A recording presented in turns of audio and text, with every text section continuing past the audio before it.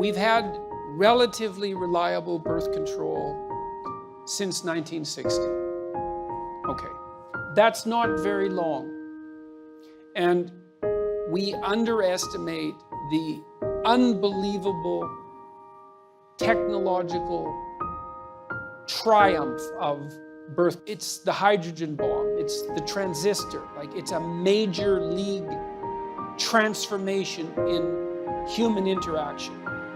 Women are now free from involuntary reproduction. That's never been the case in the entire history of the planet, okay? We don't know exactly what to do about that. Okay, so the first idea in the 60s was, hell, let's party. And you can see why. It's like what the rules for not engaging in promiscuous sexual intercourse seemed to have vanished. So we had a couple of decades of experimentation. How'd that go? Little hard on the family, I would say. That's not so good for kids. AIDS, that wasn't a plus. Could have killed us all.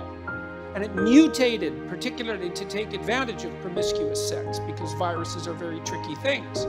So it turns out that sex is a little bit more complicated than we thought. It actually turns out that it's a lot more complicated than we think. Okay, and now it's 50, 60 years later, and we're trying to sort this out. When is it okay to have sex? Exactly. And when is it not okay to have sex? And what does it mean that it's okay? And what does consent mean? And the answer to that is, we never used to have to think these things through, because the rule was, don't have sex until you get married. That was the rule. Now that isn't the rule. Okay, so what's the rule? We're not having a conversation about the rule. We're waiting till someone does something that seems like it might be untoward, and then mobbing them and trying to extract the rule out that way. And it's not a very effective way of doing it. You want to decrease campus rape? That's easy. It's like I did my PhD work on alcohol. 50% of the people who are murdered are drunk, and 50% of the people who kill them are drunk. And almost all the date rape situations are consequences of excess intoxication. But yet there's a party culture on campuses, and anything goes. And you also have this strange thing, especially on the radical left, which is unbelievably paradoxical, where absolutely every form of sexual expression imaginable is 100% permissible, because sex is fine, but it's so dangerous that while you're dancing with someone at a Princeton mixer, you have to ask them 2 or 3 times if it's okay for you to continue. And that's actually the case, by the way. I'm not making that up. Both of those things can't be true. Now, what's happening, I think, on the Me Too end of things and the affirmative consent end of things is the old sexual taboos are reasserting themselves. The idea that we can extract sex out from emotional intimacy, and especially emotional intimacy, I would say, psychological intimacy, maybe even from long-term relationship, I don't believe it's a tenable idea. I don't think we can do it.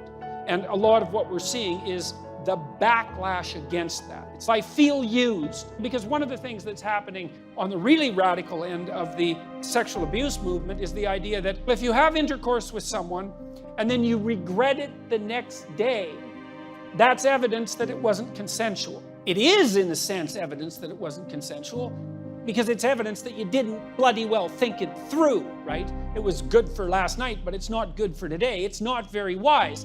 The question is, what constitutes consent? And we need to have a very serious conversation about that. Like, under what circumstances is it acceptable to give consent?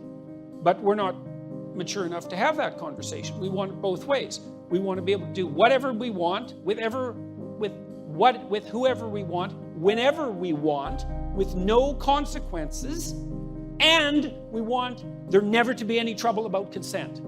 No, that's not going to happen. I don't think that sex works very well outside of committed relationships. I don't think there's any evidence that it does. There's a strong proclivity across cultures for the enforcement, social enforcement of long-term monogamy. And there's reasons for that. So now, if you want to deviate from that, there's all sorts of reasons to do it. And I can understand why people are interested in adventure and all of my sense also as a clinician is you only really get to try out about 5 people. You have to make a decision pretty damn quick. Like between 20 and 30, there's a lot of things to get straight, and long-term mate is usually one of them. And most of the time, people should be more careful with their sexual behavior when they're young, especially when they're drunk, than they are.